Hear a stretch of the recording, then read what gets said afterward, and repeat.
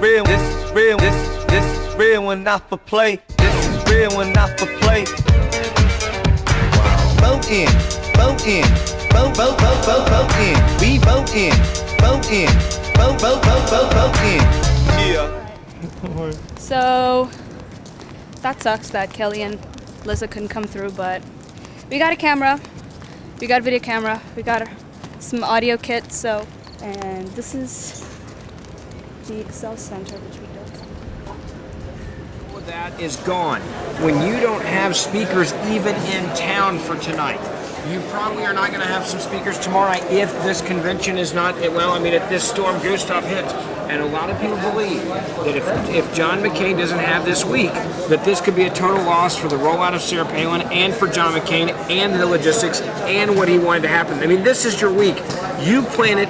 You get to control the media, you get to control what happens, and the only time you don't get to do that is if there's a natural disaster which is hit this week. Obviously, it's the worst week that this could happen politically, but some said, you know what, this may be a chance for Sarah Palin and a chance for John McCain to show that they actually have the experience needed. She's a governor. She understands what it is to be in charge of a National Guard. She understands what it means to roll out people and to get them what they need in the community. So she's going to have something that she can relate to and understand to with this. You have John McCain. He's been in Washington for quite a few years. He understands what happens when there are natural disasters and how you work with the governor and how you work with the White House. And he can show leadership on these issues. This is a woman that stands on principle. She enforces McCain because McCain doesn't understand the right to life question, and she does. And he looks at it as a political question. She looks at it as a conviction. There is your difference. Well, there's certainly, George, is a difference between the two, and I think that's the main thing. But I think this woman, right now that you're talking about, Sarah Palin, is exactly what many conservatives wanted to fire them up. We knew about Mitt Romney. We knew about John McCain. We knew about Caleb Bailey Hutchinson, and all of a sudden you give us a new breath of fresh air and really breathe life into this ticket, and that's exactly why I think she was a brilliant pick. She's strong on pro-life. She's strong on her thoughts about war because her son is involved in it directly. She's strong on what we need to do with our energy crisis and getting off foreign oil. Those are things that really, I think, were three areas that the Barack Obama campaign thought they were going to be able to attack John McCain on, and they were all taken away from them in a moment. Plus, this woman knows how to balance a budget.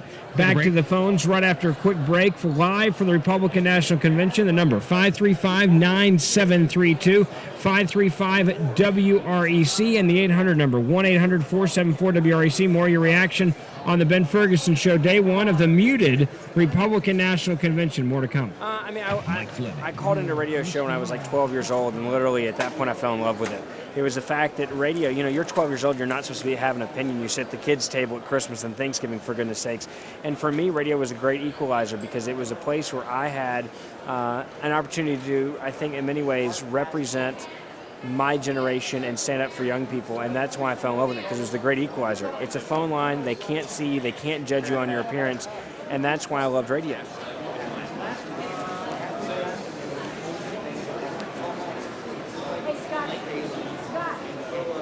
No, you don't have a foreigner as President of the United States of America. Are you kidding me? She was born in Idaho, by the way, so that wouldn't matter anyway, James.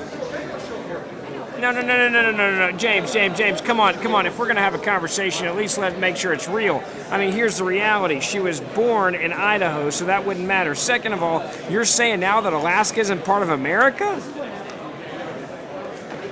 James, again, mute point. She was born in Idaho, and I think Alaska's been been around as a part of America longer than anybody that's alive right now in America. That's a pretty lame conversation to be having, is it not? James, how old are you? You're 68 years old, and I'm sitting here having a conversation with you if Alaska was part of America? I mean, please, come on.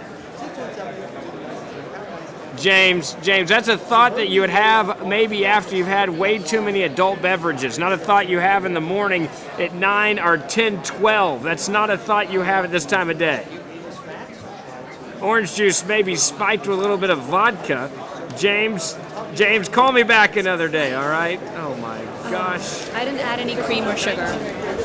Okay, you can add if you want. And I got some Rice Krispies.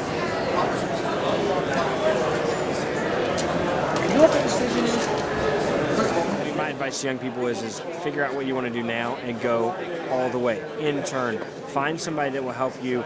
Watch what they do. Don't be afraid to call people and ask them, can I come watch your show? Can I come do this? Can I come chat as your reporter? Can I come see how you file your stories? And eventually you'll find someone that brings you under their wing. And as soon as you don't like it anymore, find something else you want to do and love it. But don't be afraid to switch. Don't be afraid to fail. Don't be afraid to fail. Don't be afraid to fail. Good luck with your career and kick some butt. Thanks.